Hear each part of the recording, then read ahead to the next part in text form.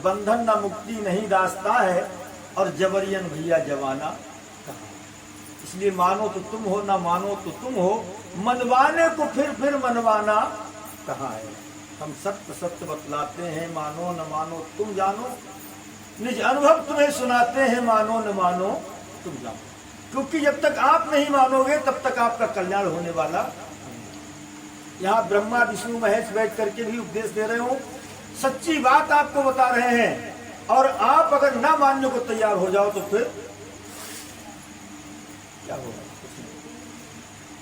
एक व्यक्ति ऐसा होता है,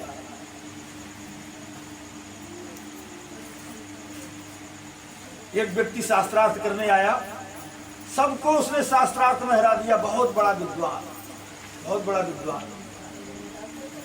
एक व्यक्ति आया, बड़े बड़े ऋषि मुनि महात्मा उससे परास्त हो गए, तो एक व्यक्ति आया, बोले हटो हम शास्त्रार्थ करेंगे। बोले चलो भाई आप ही करो। वो आया, बोले हमसे शास्त्रार्थ करो, हमसे जीत जाओ तो हम जाने। बोले ठीक है भाई बताओ तुम कितना पढ़े हुए हो, कौन सी डिग्री तुमने की है। बोले हमारी एक डिग्री तुमसे ज्यादा है, तुम जितना भी पढ़े हुए हो, तुमने जितने शास्त्रों का अध्ययन किया है उससे एक शास्त्र हमारा तुमसे आगे है, हमने तुमसे एक शास्त्र ज्यादा अध्ययन किया है, इसीलिए तुमसे जीत जाएंगे। बोले वो कौन सा शास्त्र है, वो कौन सी डिग्री तुम्हारे पास है। बोले वो डिग्री मेरे पास ये है कि पहली बात मैं कुछ जानता नहीं और दूसरे किसी की मानता। पहली बात मैं कुछ जानता नहीं और दूसरे किसी की मानता नहीं। तो वो शास्त्रार्थ करने वाला हाथ जोड़ लिए, बोले बस आपसे हार गया। ठीक है, तो अगर ऐसी डिग्री लेकर के हम बैठेंगे तो चाहे कोई भी उपदेश देने वाला हो, कैसी भी सत्संग की सभा में पहुंच जाए, चाहे कैसा भी ज्ञान तुम्हारे सामने आ जाए, लेकिन आप किसी मानने को तैयार नहीं हो सकते, क्योंकि आपके पास वो डिग्री है। मानव जीवन बार बार नहीं मिलता है, बड़े भाग से मिला है। जीव चराचर जाचते ही नर समान कदमों में गई। ये मानव तन पाने के लिए देवता लोग भी तरसते हैं, और जो हमें आपसे मिला है ये मानव जीवन इसलिए नहीं मिला है कि केवल बच्चों को पैदा करें और बच्चों के साथ प्यार मोहब्बत करें, अपना पेट भरे और दुनिया में सो आराम करें, इसलिए नहीं मिला। ये काम तो पशु पक्षी भी कर लेता है, ये काम तो जानवर भी कर लेता है। प्रभु ने हाँ मैं आपको इतनी सुविधा दी, ये काम कराने के लिए नहीं दी। ये मानव तन हमें आपको दिया है प्रभु की भक्ति करने के लिए, गुरु का ज्ञान श्रवण करने के लिए, गुरुमुख बनने के लिए। तो इसलिए सभी लोग, माताएं बहनें बच्चे सभी लोग गुरुमुख होने, और गुरुमुख बनने से ही कल्याण है। राम कृष्ण से को बड़ा तिन्हों ने गुरु की, सप्तदीप नवखंड सब गुरु आगे आधीन। इसीलिए आप कोई वेद शास्त्र उठा करके देख लें, सब में लिखा हुआ है प्रथम गुरु को वंदना, द्वितीय आद गणेश, तृतीय माता शारदे, मेरे कंठ करो प्रवेश, ऐसा गाते हैं लोग। गुरु ब्रह्मा गुरु विष्णु गुरु देवम महेश्वरा, सबसे बड़ी वंदना गुरु की बताई गई। चाहे बिरंच शंकर सम होई और बिन गुरु भवने तरह ना, बगैर गुरु क्या भवसागर पार। इसलिए मानव जीवन मिला है 84 लाख योनियों के बंधन से बचने के लिए, और वो काम आपका जब ही पूरा होगा जब आप गुरुमुख बनेंगे। लेकिन गुरु की तलाश करें, तत्ववेता गुरु। गुरु कैसा होना चाहिए, जो आपको आपसे मिला दे, जो आपको जीते जी मरने की कला सिखा दे।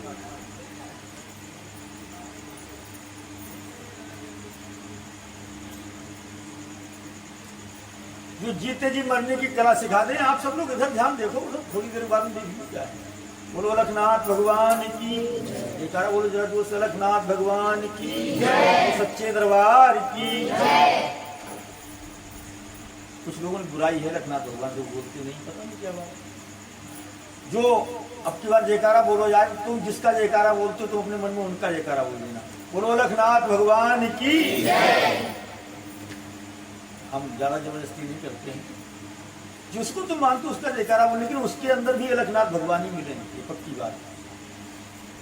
क्योंकि अनादि है इनका आदि अंत, विधि हरिहर जब को ध्यान धरते हैं, मुनिजन सहस 88, सो प्रभु तेरे घटमाही अलख पुरुष अविनाशी। ये है अलखनाथ भगवान। इसलिए मानव जीवन 84 लाख यूं बीत जाने के बाद मिला है। इस जीवन में आप गुरु की तलाश करो।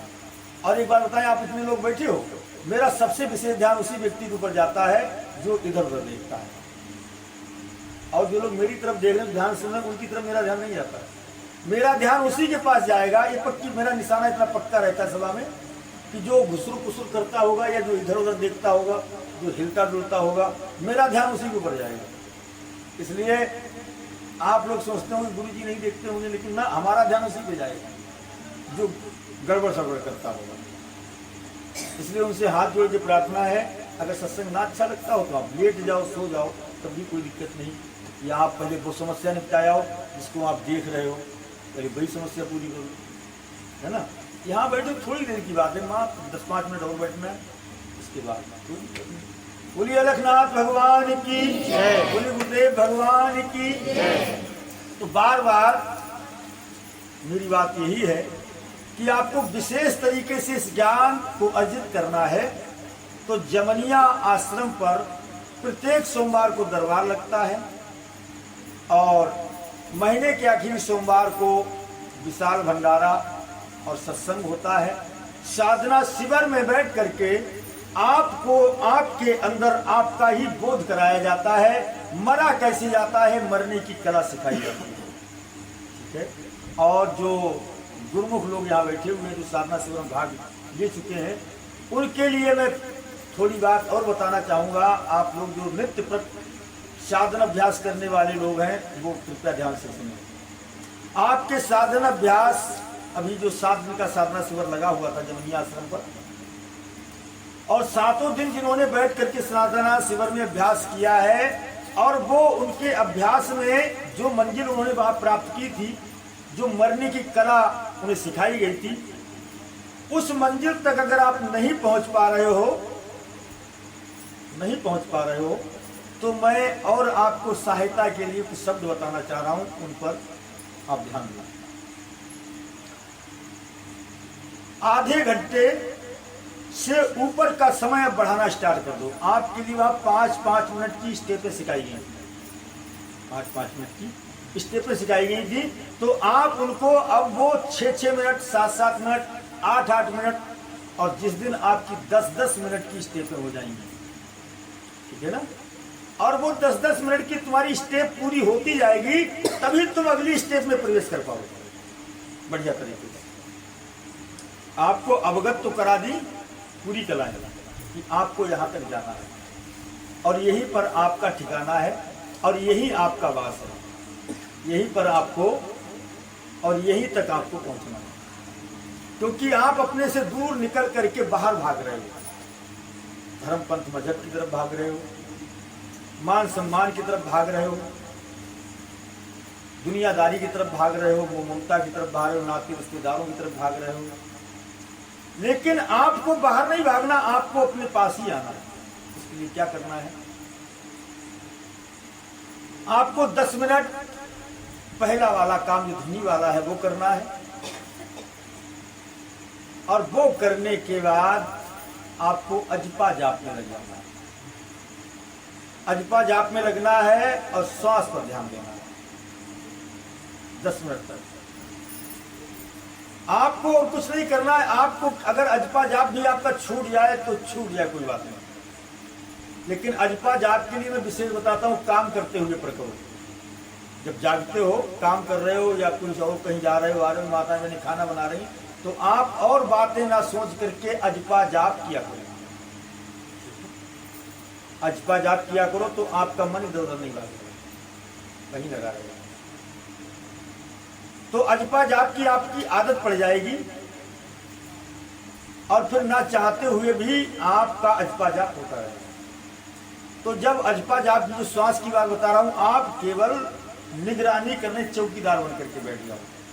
आपको कोई चमत्कार से लेना देना नहीं, आपको किसी बात से कोई लेना देना नहीं। आपको केवल एक ही बात फॉलो करनी है, क्या, कि श्वास आ रही है और जा रही है, श्वास आ रही है और जा रही है। कोई भी श्वास आपसे चुर के निकल ना पाए, इतना ध्यान रखना। इतना काम पक्का कर लेना 10 मिनट में। मतलब कोई भी श्वास आप से चुर के ना निकल पाए, आपकी निगरानी में आए और जाए, आए और जाए, बस इतना काम और कुछ नहीं, इतना काम। और इतना काम करने के बाद आपको शरीर बिल्कुल ढीला छोड़ देना, जैसे कपड़े उतारे खुट्टी पे टांग दी,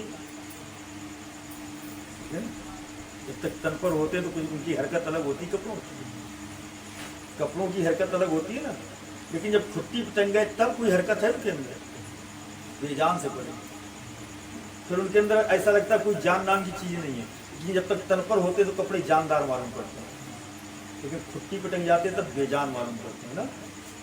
इसी प्रकार से जैसे कपड़े उतार कर खुट्टी पे टांग दिए, उसके बाद में आपको ये समझना कि मैंने शरीर उतार कर खुट्टी पे टांग दी, ये तो शरीर का वस्त्र है, लेकिन शरीर आत्मा का वस्त्र है। मेरे गौर से सुनना, शरीर आत्मा का वस्त्र है, ये मैंने उतार करके खुट्टी पे टांग दिया, मतलब इससे मेरा कोई लेना देना नहीं, ये इधर गिरता है गिर जाने दो, इधर गिरता है संभालने की कोशिश मत करो, इससे मतलब ही नहीं, आगे गिरे आगे गिर जाने दो, जहां भी जाता है उसे जाने दो, इससे कोई मतलब नहीं। 10 मिनट तक आपको बिल्कुल संबंध तोड़ देना शरीर से, बिल्कुल संबंध तोड़ देना, और फिर उसके बाद में कोई बात है,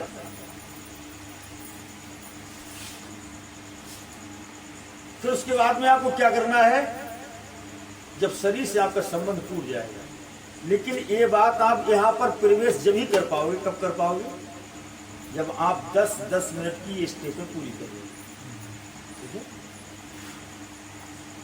फिर आपको क्या करना है, फिर आपको एक तूफान मचाना है, जब शरीर तो तंग गया है, शरीर से मतलब ही नहीं रहा, तो चाहे किसी भी गिर जाए, कुछ भी हो जाए, ये व्यवस्था बना करके पहले बैठना है कि इधर गिरे तो कहीं पर शरीर को असुविधा ना हो, इधर गिरे तो कोई आगे गिरे तो कोई असुविधा ना हो, पीछे गिर जाए तो कोई असुविधा ना हो, जहाँ गिरे वहाँ गिर जाए, और बैठा ही रहे तो कोई दिक्कत नहीं, इसकी चिंता फिक्र खत्म। जैसे कपड़े उतार के खुट्टी पे टांग दिए, इसी हमने शरीर को छोड़ दिया, इससे कोई वास्ता नहीं रहा, इससे प्राण पखेरु निकल गए। अब आपको केवल एक तूफान मचाना है, और इतना तूफान मचाना, इतना तूफान मचाना कि उस तूफान में किसी दूसरे की आवाज ही ना आए, कोई ध्यान किसी का, नातेदार का, रिश्तेदार का, किसी का, देवी का, देवता का, किसी का ना है तुम्हारे पास, केवल आपको एक गदर मचाना है, मैं कौन हूं, मैं कौन हूं, मैं कौन हूं, मैं कौन हूं, मैं कौन हूं, मैं कौन हूं, मैं कौन हूं, मैं कौन हूं, मैं कौन हूं, मैं कौन हूं, क्योंकि आपको अपना ही अपने पास तो जाना है, न किसी देवता के पास जाना है, न किसी भगवान के पास जाना है, आपको अपने ही पास तो जाना है। तो अपना ही तूफान मचाओ, मैं कौन हूं, मैं कौन हूं, मैं कौन हूं, ऐसा करते करते करते करते 10 मिनट तक करना, और 10 मिनट के बाद बिल्कुल चुप शांत, और जितना जो कुछ भी आपको महसूस हो रहा है उसी में आपको समर्पित हो जाए, बस ये जो कला है आपको समर्पित होने की, यहां पर बस आपका नहीं चलता है ना, यहां पर बस आपका नहीं चलेगा, इसीलिए आपको गुरुभक्ति करनी पड़ेगी। यही बात कही है, सतगुरु कृपा पावती, इसलिए साकार रूप में आपको गुरु भक्ति करनी पड़ेगी, इसलिए गुरु की जरूरत पड़ती है। बोलिए रघुनाथ भगवान की, बोलिए सतगुरुदेव भगवान की। तो मानव जीवन हमें इसलिए मिला है, इसमें गुरु की तलाश करें। रामायण कथा भागवत ये मनोरंजन की चीजें नहीं, ये रामायण कथा भागवत हमें सबसे नहीं सुनना चाहिए, ये उन्हीं लोगों से सुनना चाहिए जो इस तत्व को दर्शा सकते हो, वरना अगर जो इस तत्व को नहीं दर्शा पाते हैं, जो इसका मार्ग नहीं बताते हैं, वो एक व्यापार करने आए हैं, उनको लूटने आए हैं, आपका धन हरण करने के लिए, वो नाना प्रकार की मौज मस्ती वाली मन की खुराक दे करके आपका धन हरण करेंगे, और आप सोचेंगे बहुत बड़े ज्ञानी महाराज हैं, बहुत बड़े महात्मा हैं, वो ठगने आए हैं, वो काल का रूप है, वो आपको ठगने आए हैं, आपको भ्रमित करने आए हैं, आपको गुमराह करने के लिए आए। काल के दूत हैं वो, काल के एजेंट।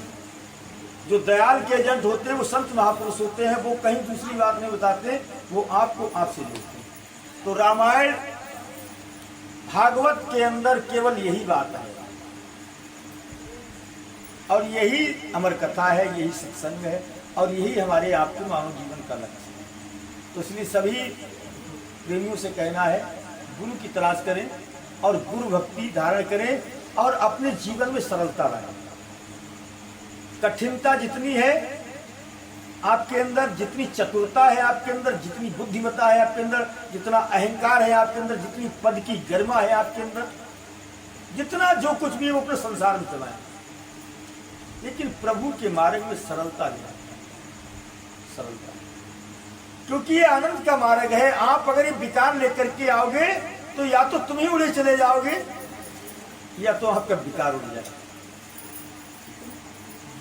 क्योंकि इसका प्रवेश नहीं होगा इस मार्ग में। क्योंकि ये आनंद का मार्ग है, शांति का मार्ग है। आप दुनिया की गठरी बांध करके मत लाओ इस मार्ग में। आपसे हाथ जोड़ के प्रार्थना, और इस मार्ग में जो आ रहा है उसका भी ऐसा ही सहयोग दो।